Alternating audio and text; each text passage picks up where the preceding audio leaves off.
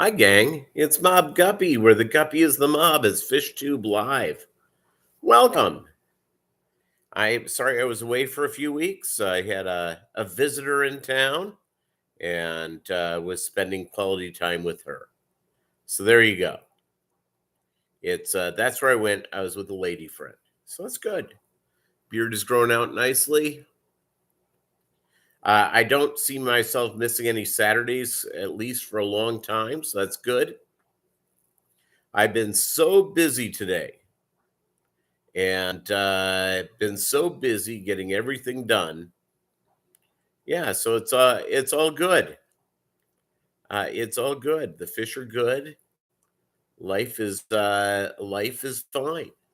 How are you guys doing? Hey, Carl works. Lumpy dog. Yeah, so life's good. So it was, yeah, I went up a few weeks ago, picked up my lady friend. She came down here for a few weeks, flew back to Texas. So yeah, there you go. I'm having diet green tea, pineapple and mango flavored.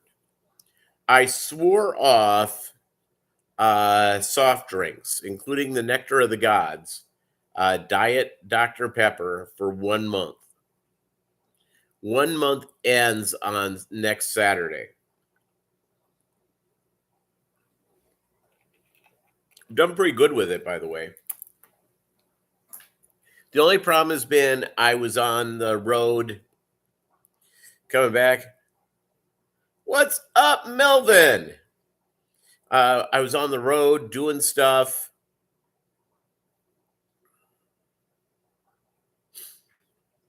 Yeah, I'll tell you what. I should have timed it out for Lent, which is actually 6 weeks. But I just said, you know what? Am I enjoying this the way that I usually have been? I find that a lot to do with food items. You know, you get into sort of a habit where you're eating the same things, drinking the same things.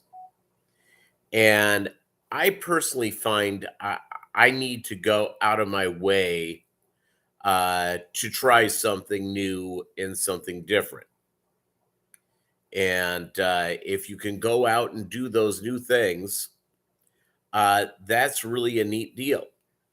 You know, it's when I do this with my fish as well. Besides baby brine shrimp and the Doug Gray high protein food. Hey, Doug Gray, speak of the man who is leading negotiator with the reptilian race, Peter Thiel. Yep, it's the thing. I try to, it's other than baby brine shrimp and Doug Gray's high protein food for the guppies. I feed a wide variety that I mix together of high protein flakes. Why do I do that? Because, in my opinion, which all of you should go, wow, that's great, is that in the wild, fish eat a wide variety of things. They're kind of a little prisoner in your tank or pond or wherever you put them. So there you go. So, by the way, I'm going to throw something out that apparently is quite controversial. I don't cycle my aquariums. I think that's a newbie thing. Flagfish. Your Fish Works. Go to Your Fish or Your Fish Stuff. Your Fish Stuff. They have a couple of different things that are really good. Yourfishstuff.com. So I don't cycle my aquariums like a lot of people say to do it. I think sometimes it's kind of a newbie move. Of course, every aquarium gets cycled, every type of stuff goes in. My deal is when I set up, clean out aquariums, set up new stuff with it, I I get it up and running. I make sure obviously the water is treated. I make sure that everything is in order. The aquarium's at the same temperature for a couple of hey, VB23, what is up? Um so I go upgrade to a 75. Excellent. So what I end up doing, I get that aquarium water to temperature. I let that filter run for a day or so. And for guppies, I'm putting in a trio of breeders that I picked out. That's my cycling. I personally think when you set up a new aquarium, you can sit there and run it for, there's some people run it for like 2 weeks ahead of time. If you've treated the water properly, the aquarium is at the temperature you desire. It's the filter is running right. Put in your fish. But again, the secret thing is, sorry, you asked, you ask and you shall receive from Mobb Guppy. It's easy to do. So here's what I do with my fish food, by the way. And I recommend everyone do it the way that I do it because I think it makes sense. Is that I have a gallon plastic bag that I have a wide variety of fish foods in. You want to see it? Let me get it for you.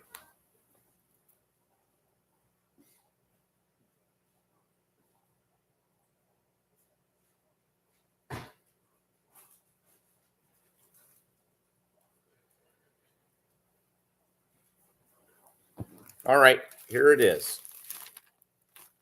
When I run out of fish food, I dip in and get some more with my, a container that I got fish food originally from our good friends at Super Cichlids. You feed a lot of pellets? Well, yeah, if you do the flake stuff like what I do, I have some, let's see here. I have some remaining uh, beef liver or beef heart flake. I have some earthworm flake. I have some brine shrimp flake. I have, I think that's what I have in here right now. And I've been running that way, as soon as I'm out of that, it gets loaded up with new stuff. Yeah, I do not, well, I do some protein wafers for my Super Reds.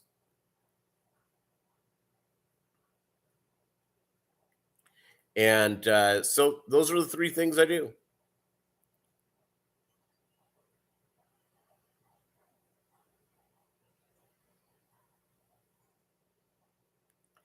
Yeah, you know what? That may be the case, Curlworks. It's I get some earthworm flake. There's some earthworm flake in there. I guarantee you. It's pretty sweet. But for guppy eating, you gotta break it down pretty good. So there you go. So my first feeding this morning was my flake thing. Right after we're done today, I will do the Doug Gray high protein food. And then after that, I'll do baby brine shrimp. Sort of what I do all day.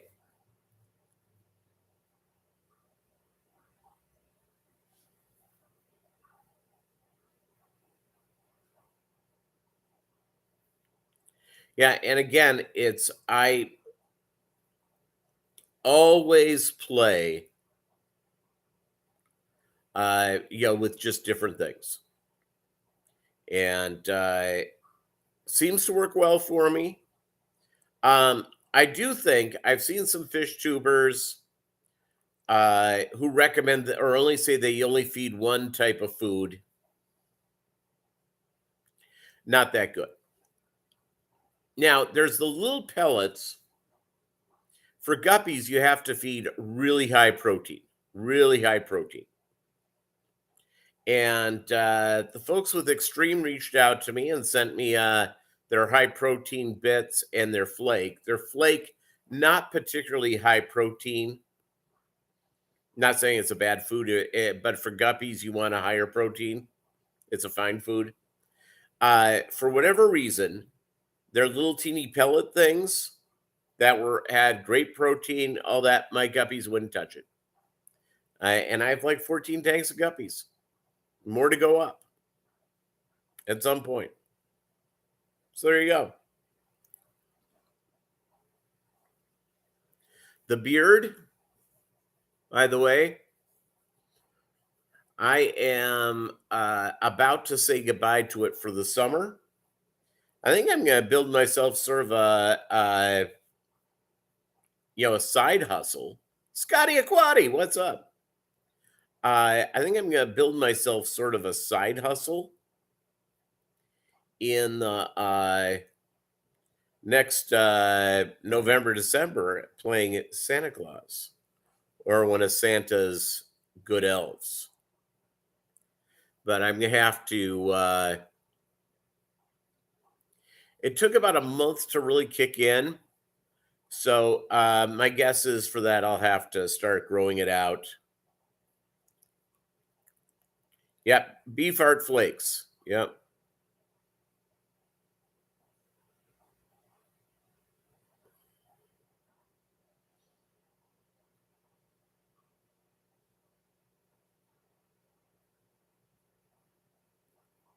Yeah, well, it's but again, depends on the fish that you have. There are some fish that want more of a vegetarian or a mixed type of diet. There's some that want lesser proteins. What I have found with guppies is that one of the foods, the flake foods that you can get that works well with guppies, because it's very high protein, is stuff for discus. Not a lot of people say that, but it's sort of true. So if you look at some of those flakes, they are very, very high protein. And let's see here.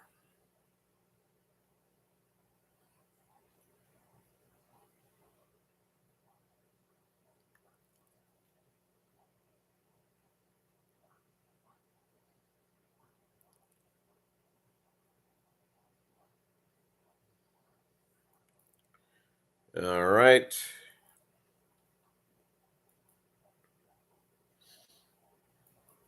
I have sort of a side hustle with Fiverr where I do some writing for people.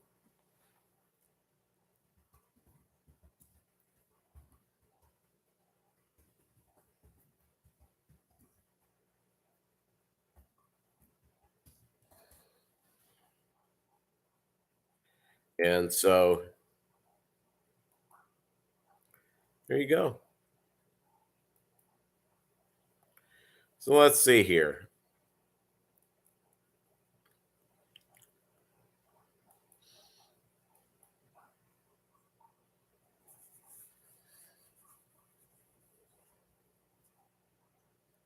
Yeah, I'll tell you what. It's the way to learn the best is from the old timers. Some of the fish clubs, they give you. And by the way, I look at all the books that I've read and all that, and that's great. Book knowledge is fantastic. It's in practice. And in practice, if you are able to go out and do stuff, yeah, there you go.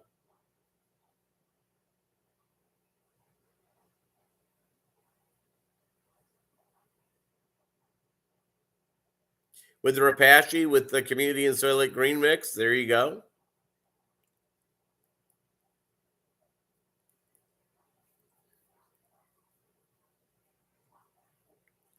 It and guppies like a little vegetation in their lives. Now, there are some hardcore people with guppies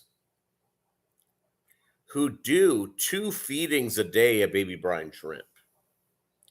I have done that. I don't do it right now.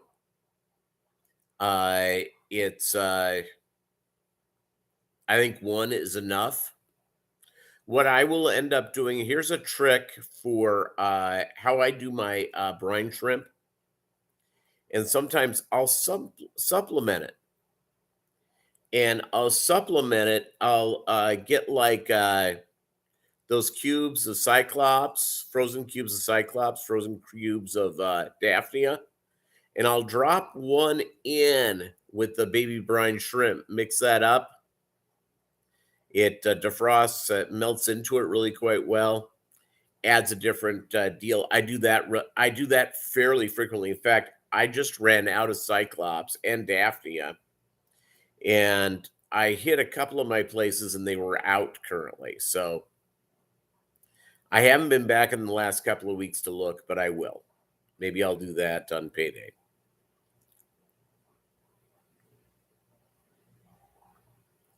I'll tell you the other thing that again, is just Doug's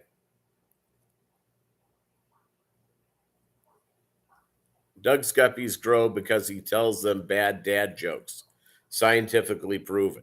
You see, there you go.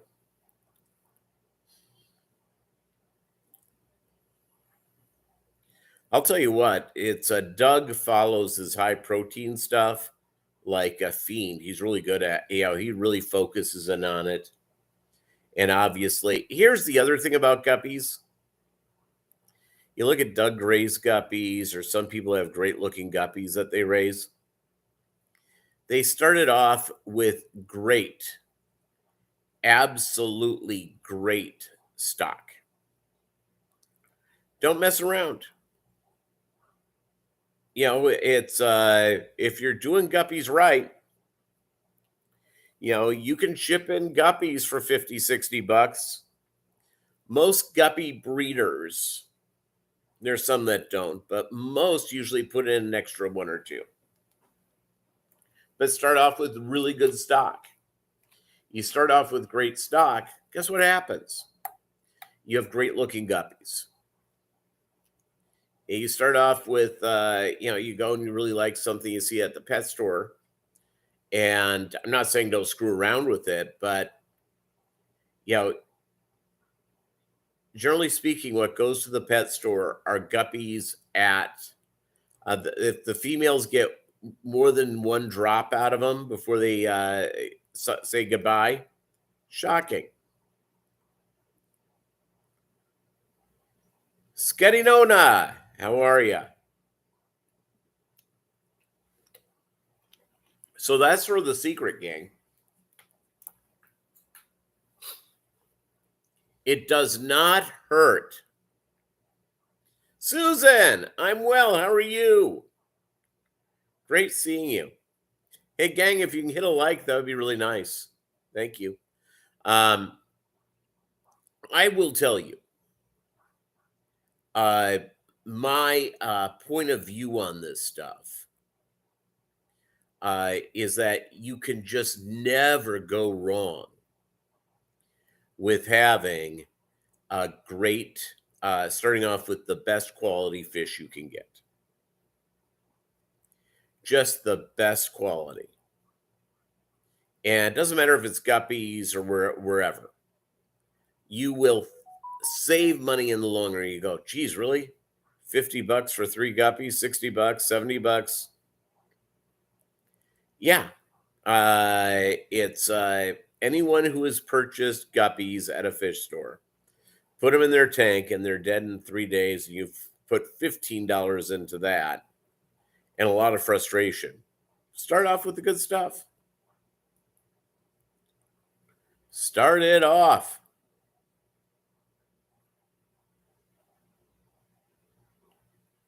And that's how you do it. Kenny, what's up? Danny Ken Aquatics in the house.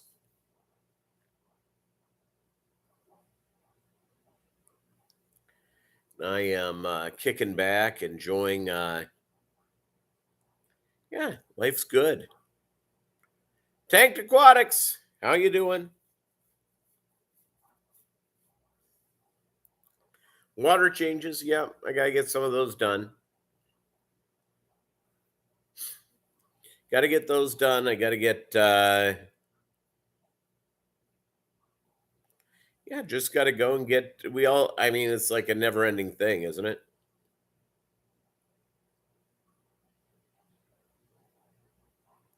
But that's the cool thing. And I will say this. It's a lot of folks will go in, and I'm not criticizing anyone that we know. Um, it with hobbies, a lot of times people chase hobbies. So for a while they're doing this, for a while they're doing that, for a while they're doing another thing. I'm not criticizing that. What I'm saying is that the further you go down the rabbit hole of whatever hobby you may have, the more satisfied you will be with it.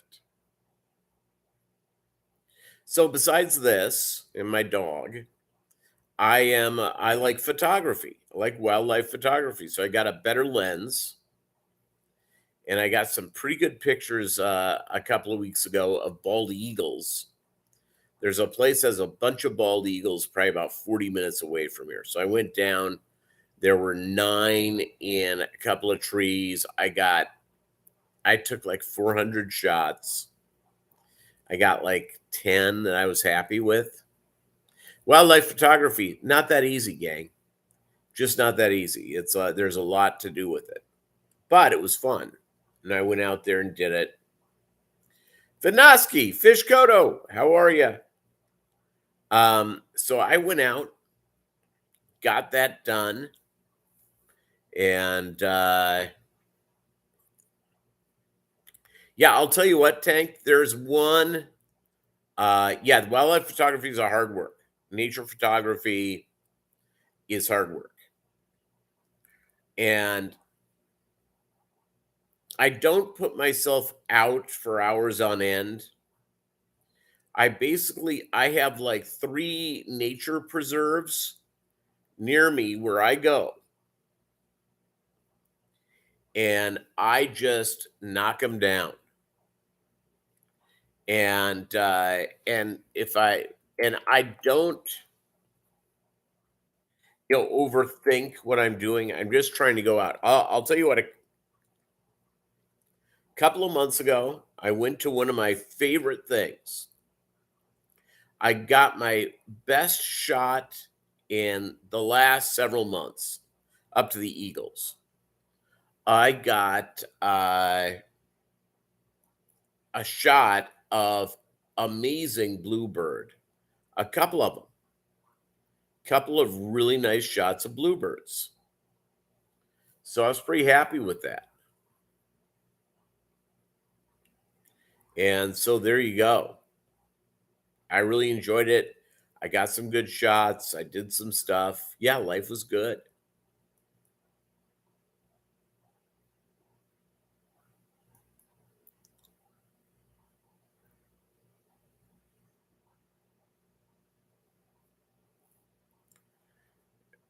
Yeah, and the eagle, if you have a little teeny dog, an eagle will go for it. I would be more concerned about Skedinona, not necessarily about eagles and big birds, coyotes.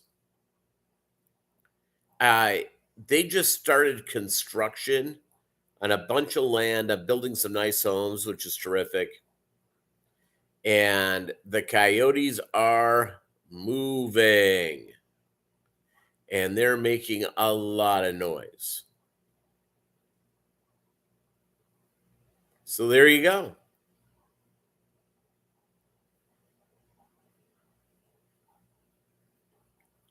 It's yeah, it's actually pretty good.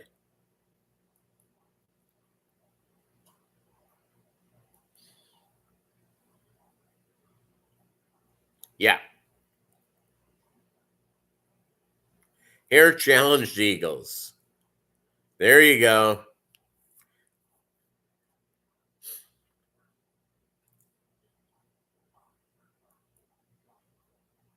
Yeah, I haven't set up I have hummingbird feeders. I love getting them out. I have a camera running on my bird feeders right now. Not seeing a lot of action, but just out the window right now. But that could be something that would change.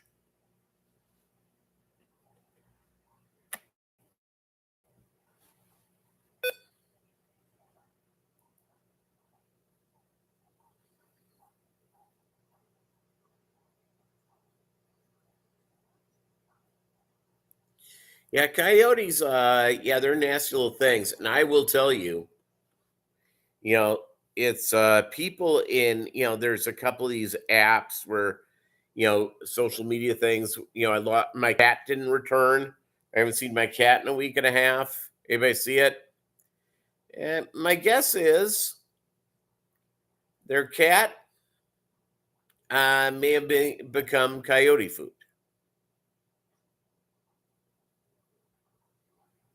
Nice grackles, admiral birds, cardinals, nuthatch, chickadees, three species of woodpeckers, wrens. Nice.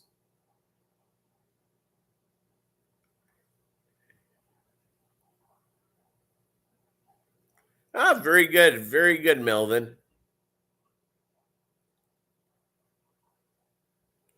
No, actually, I'll tell you the deal about coyotes. The reason why we have so many coyotes is that we don't have wolves. Wolves keep the coyote population down. They keep everything normal. Wolves are strong. Yeah, sorry, Scotty Nona. Yeah, yeah, it's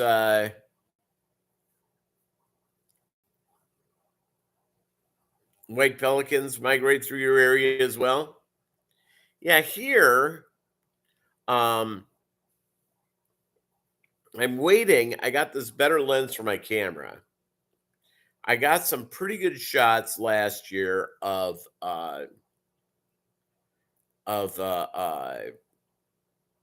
Mississippi kites, but I was not close enough. This year, I want to get closer and get some shots. I think they're absolutely an amazing bird to watch.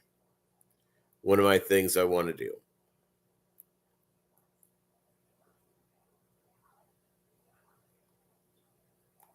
It's a simple deal.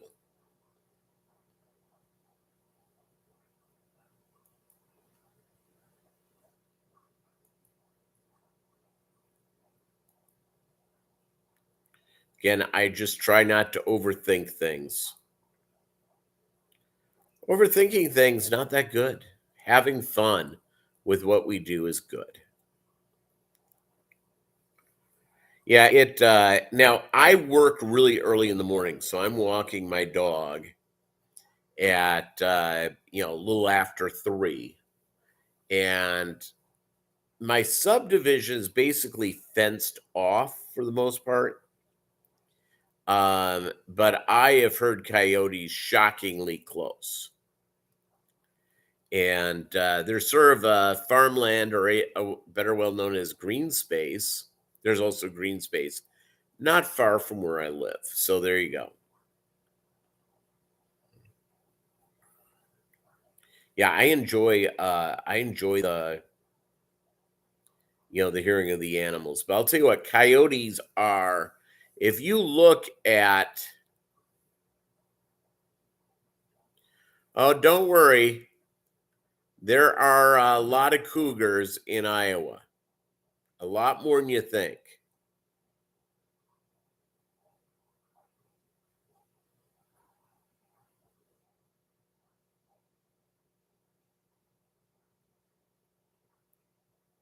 Yeah, I heard that a couple of years ago. It was pretty blood curdling. Foxes making love. Having special moments. Special moments together.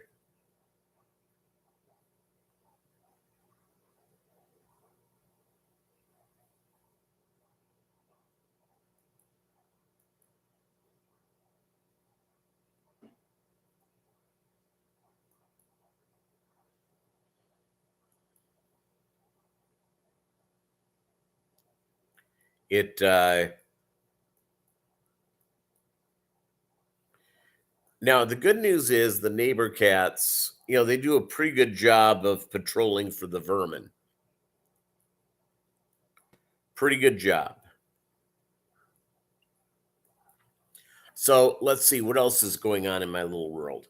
I went to let's see, went to there's not far from here, but it was as weird as you could think it would be. And I didn't do a lot of photography there.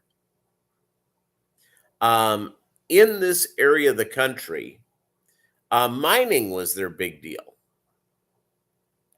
And two types were very, very big in this area up to about 50, 60 years ago. Zinc mines and lead mines, especially during World War II. Lead mines are really important. Well, there's a community that's in the Quapaw Nation. Quapaw is a Native American tribe of the Lower Sioux. And there's a town called Pitcher, Oklahoma, which the federal government paid people to leave. And there are mountains of lead shavings. And it is unbelievable. And the worst thing about it is that they are, is that there are people still living there. There's people who have decided not to leave this community, even though the feds paid them to get out. It was a town at one point of about 1,700 people. Now it's like 10 or 11. And I'll tell you what, driving through there's probably more people there than that. And it was surprisingly occupied. Surprisingly. And I'm going, I'll tell you what, I drove around the town, didn't get out of the car, and on my way home, I drove through the car wash.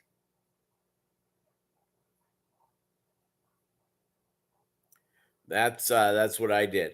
Minnesota has a lot of wildlife as well. Last summer, when I went up to pick up my dog Maggie, she was with her co-owners on some dog shows. I went up to Bobcat scream, sound like someone getting murdered. Yeah, there you go. Good times. So on my drive, I thought for a second I was seeing a Canada goose. Going, yeah, that neck is way too long. Oh, those legs are kind of long for a Canadian goose. I realized it was the sandhill crane, which was cool. And I went and got some shots of when my parents had passed away some time ago. But the goal was my dad, after my mom died, what do you want us to do with your ashes, Dad? Spread them in Lake Minnetonka in suburban Minneapolis. Yeah, the same lake Prince talked about in his movies. So we did a thing, drove around looking for the right place to put their ashes. And I got a couple of shots of an osprey. And I also got a couple of shots of a bald eagle, which was awesome. Flew right over the boat we were in.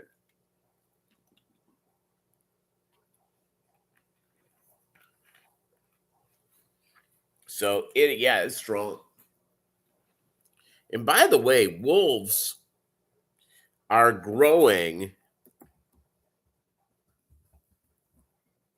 are going across the map, and it used to be, not that long ago, they were serving some of the northern states and in Canada. Well, there's now been sightings of wolves in different places. Like wolves are now, uh, you know, you know, Wyoming, Idaho, California, seeing some, Nevada, seeing some. Yeah, and they are seeing themselves more and more getting out. So I think that's exciting.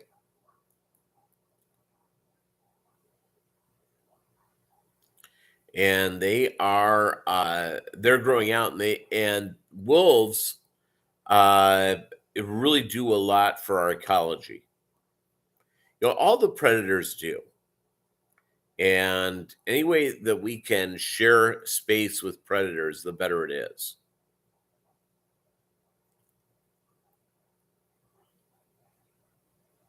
There you go.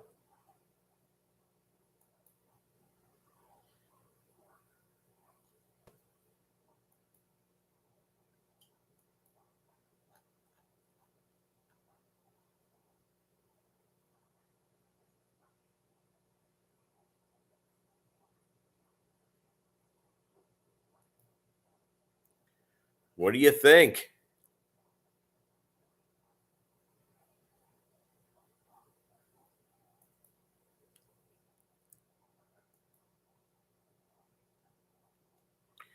Yeah, it's I'm kind of it's going out and trying to help wildlife, you know, recover at your home. I'm a little ambivalent with it. It I'm a little ambivalent with it, mainly because our wildlife, hey, Chewy, lunatic fringe in the house. Our wildlife, when everything is said and done, it's wild. And one of the sad state of affairs is that baby birds, adult birds, sometimes don't make it. Now, it's one of my neighbors. There was a robin, a fledgling robin, just a little too young to fly, that was walking around the yard, and they were wanting to know what to do with it. I said, "Whatever you do, don't touch it." And I said, "Your tree isn't that high, so let the parents do what the parents do." And the bird, I think, got back into the tree. So, sometimes you just have to let nature do what nature does. It it's You sort of have to do it. And I get it. We're all animal lovers. We love animals. We keep aquariums. We have cats, we have dogs, all that good stuff. I get it. Everybody here loves animals. Um, but when everything is said and done, uh, in nature, we lose our friends. We lose, animals in the wild die all the time from natural causes. Now, the thing where humanity has to get involved like we did with the bald eagle, the California condor. We've been helping reintroduce the wolf into places, but the wolf is now sort of making a comeback. Is if we've done something that's really damaged a wild population, like we did with the peregrine falcon, well, they've reintroduced that sucker. They've got it spread out all over the place. The peregrine falcon's fine. The bald eagle at one point was down to what, less than 1,000 breeding pairs. I mean, it was really, it's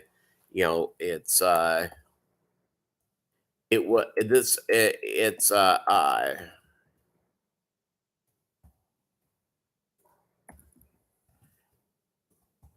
yeah, I'm looking at this at 1970, and oh my god, it was down to 400 breeding pairs in in the lower 48 states. Pretty amazing. And now bald eagles are becoming, people are seeing them.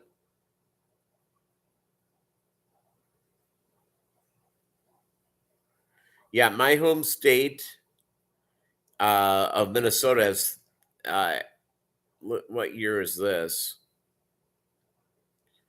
The Center for Biological Diversity, nearly over 1,300 pairs in Minnesota. Missouri has 150, 210, and but we're gonna go through it and get them done and get them everywhere, which is great.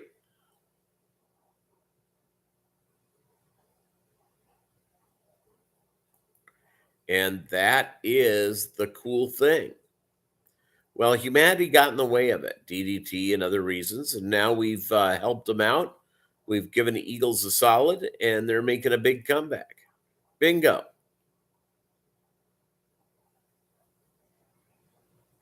Oh, yeah, yeah. California condors, that's a big thing. Yeah, Spix macaw. Now, here's something you need to know about me and the California condor.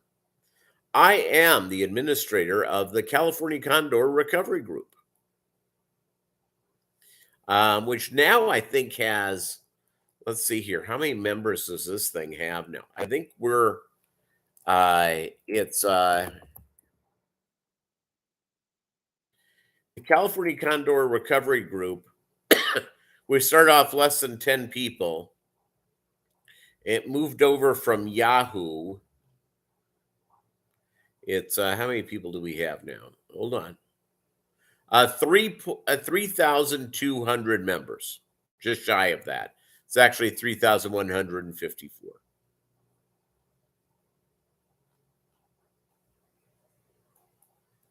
So there you go. And that moved over from Yahoo Group.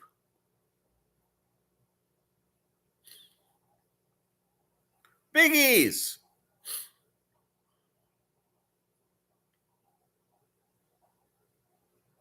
Nice.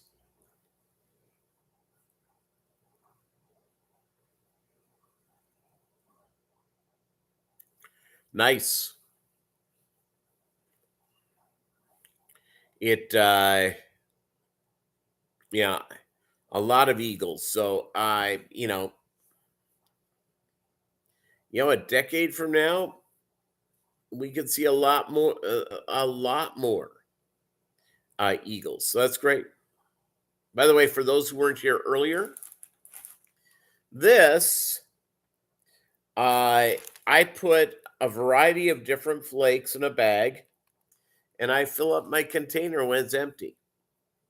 And I do a wide variety of different flakes. Sort of my little routine.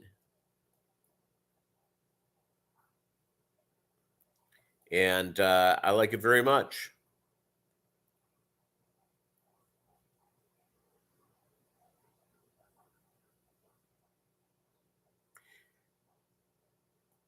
Yeah, rhinos are very difficult. And I will tell you,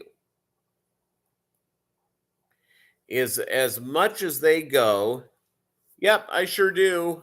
I need more pictures of my guppies with my photography thing. I've got to really focus in on that, Susan. I need to get more and more.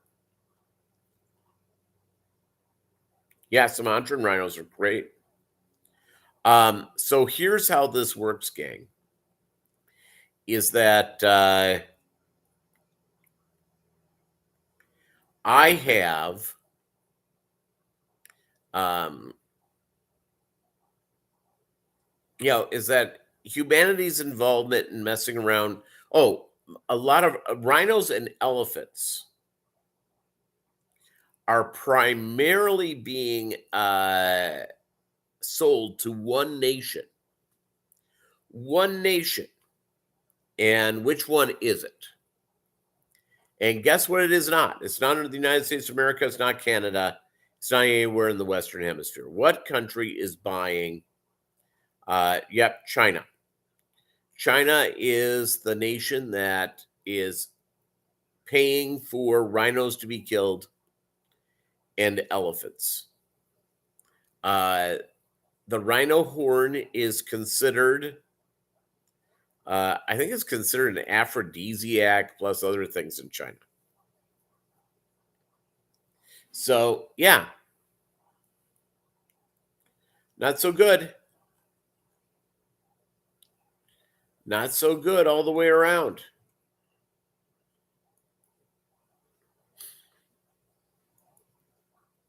And because of that, we have to have a real discussion with them about how our world is being affected and how these animals are being destroyed.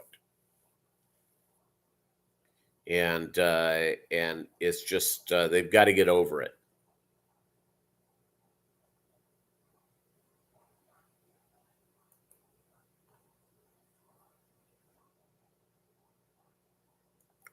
And we've got to have that real frank discussion to save elephants. And in those TV commercials for those organizations, make it come across like it's you and me that are doing this, and it is not. We stopped. Now, I'm sure some ivory gets in the United States, and I'm sure some rhino weren't. But really, it's a very small amount. People get caught with that. It's a huge crime. We're pretty damn serious about it. But, other places around the world, they're not. So there you go.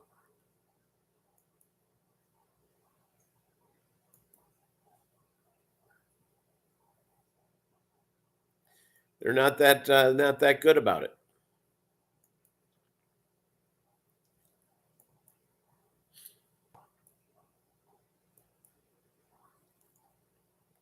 Yeah, so we got to go out and do what we can.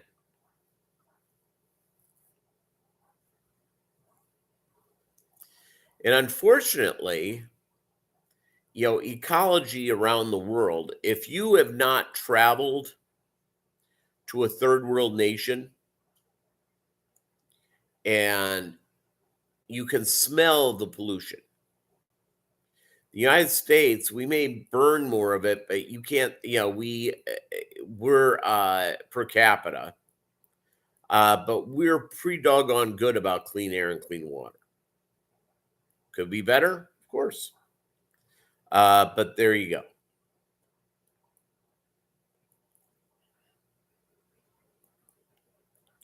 There you go all the way around.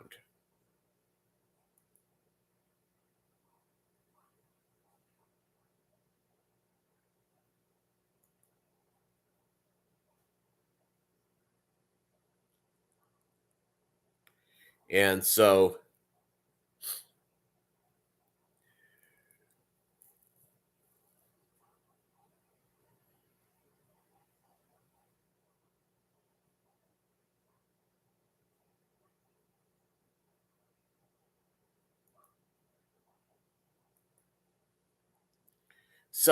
one of my freelance things, I do some freelance writing.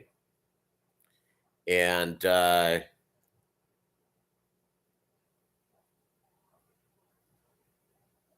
it's interesting, Tank. I do some freelance writing. So I just got hit up by somebody on Fiverr. And we'll see if sometimes people go out and they if any of you do freelance work, yeah, it's and that's one of the things I really want to do a lot more of, because there's a lot of stuff I can do that works relatively well for people. And there's certain writing projects, especially for advertising and marketing, that I can do really well for people. So, yeah, that's sort of the deal.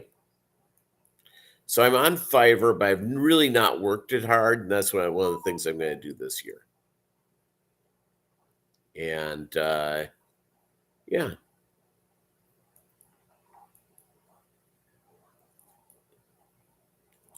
it's one of the things that I want to do. The other thing, by the way, is obviously for us being ichtologists, fans of ichtology, fish fans, is having to do with waters around the world where fish are becoming extinct, and it's a big thing to go out and take care of.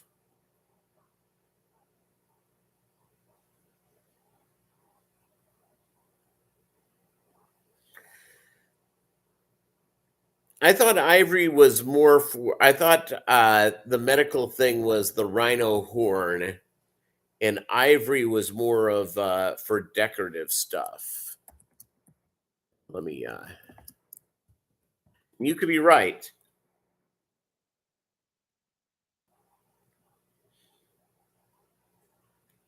Yeah. Okay. They do use it as a holistic medicine for certain things.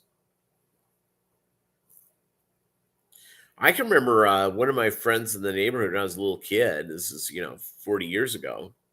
His family had some ivory. His family had some ivory, and they really liked it.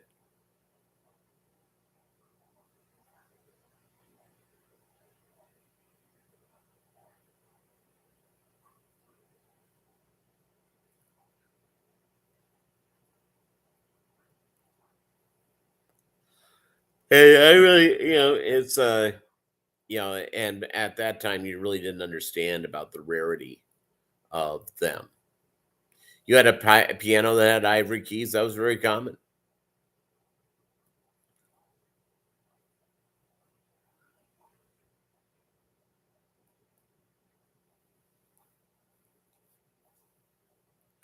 That's incredible. And I know it was used often. It was like back in the day, where, you know, whale oil was used for everything. For dominoes, mahjong, yeah. Or it's I'm sure there were chess sets made out of ivory.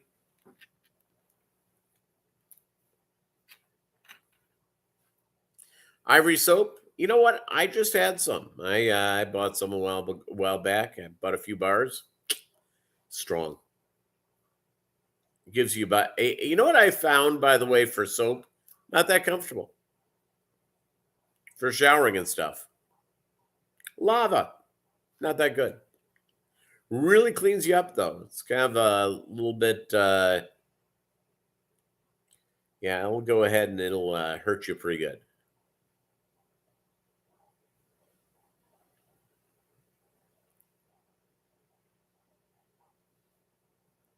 Well, I will say this,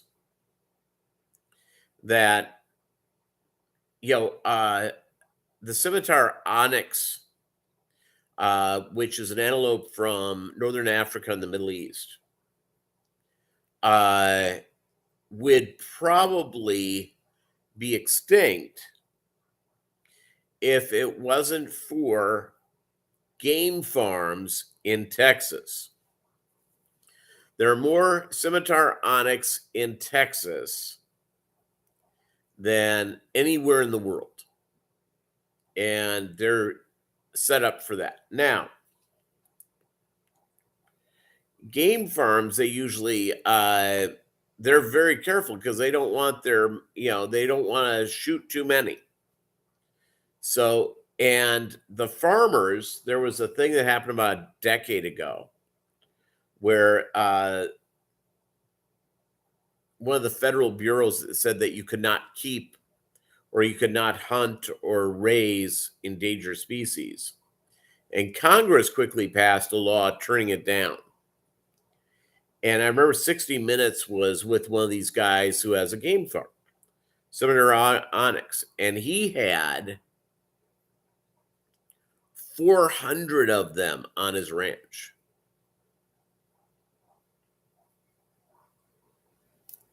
Oryx, scimitar oryx. It's an antelope. I think it's oryx. Yeah. And let me make sure I have the spelling right. And it's they are gorgeous.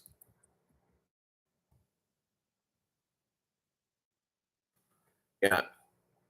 Scimitar oryx.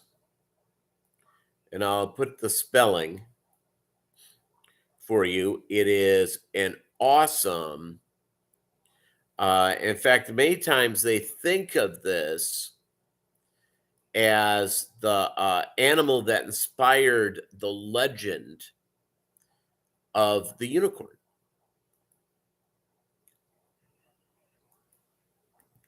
Well, if it wasn't for game farms, they would be gone.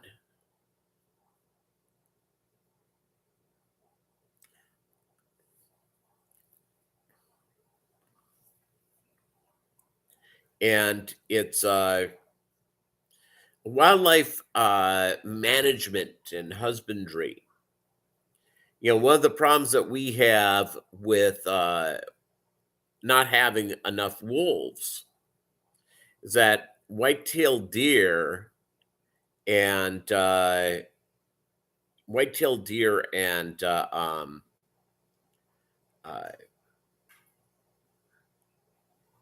mule deer and certain things, coyotes as well, have spread all over. There's way too many of them. It's there's way too many of them. It's you could go in many places and knock down the population of white-tailed deer in the Midwest, Northeast, Mid-South areas. You could drop that population by 40% and you'd still see a ton of them. So there you go. You broke another two, slipped on water from a canister filter cleaning? Yeah.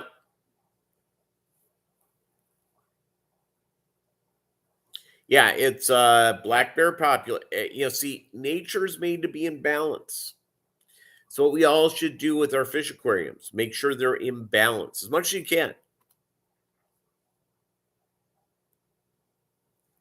Yeah, and I believe that is why Nona, the deer wasting disease, I have a feeling was around forever, but it's spreading out right now because there's just too many doggone deer. So there you go. All right, gang. Thank you so much. Great having you here. And we will go and enjoy doing this some more. I'll put up some pictures of some of the wildlife photography I've done. I'll put that up on the Mobb Guppy YouTube channel here. And you can always go to the Mobb Guppy Facebook page as well. Thank you guys so much. I really appreciate all of you. And you have an amazing week. We'll see you on Saturday.